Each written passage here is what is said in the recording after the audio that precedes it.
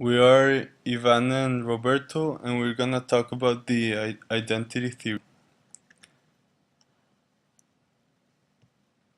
So, what is the identity theory? Well, it is a very intuitive way of looking at the relationship between the mind and the body. It it claims that mental states are ultimately brain states.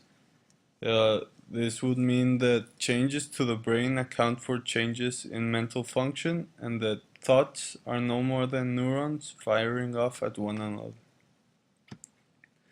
To better illustrate this, we're gonna look at an example. In 1848, Thomas Gage, a railroad worker, was injured in an accident while he was working on the railroad. A steel bar went through his head, but he survived.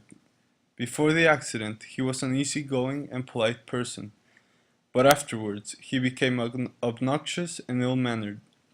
His friends claimed that the accident made him a new person. The identity theory would account for this by saying that his brain was significantly changed, and the mind and the brain are the same thing. Therefore, his mind was significantly changed. Okay, this theory does have one problem, and we're gonna do a thought experiment to see it. So, imagine your brain starts to deteriorate and you're slowly going blind. Doctors, in an effort to fix you, plug in silicon chips into your visual cortex. This works and your vision is restored. But, unfortunately, your brain continues to deteriorate, and doctors keep up by replacing neurons with silicon chips. This continues until all your neurons have been replaced with silicon chips.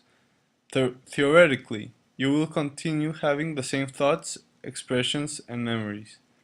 But according to a theory, if there is no brain, then there is no mind. And well, this is a problem for the theory because it is not able to account for this situation.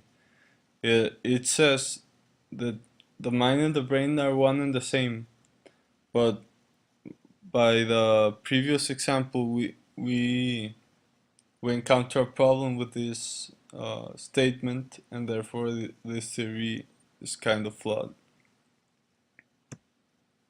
And these are the sources: the handout and the Stanford Encyclopedia of Philosophy.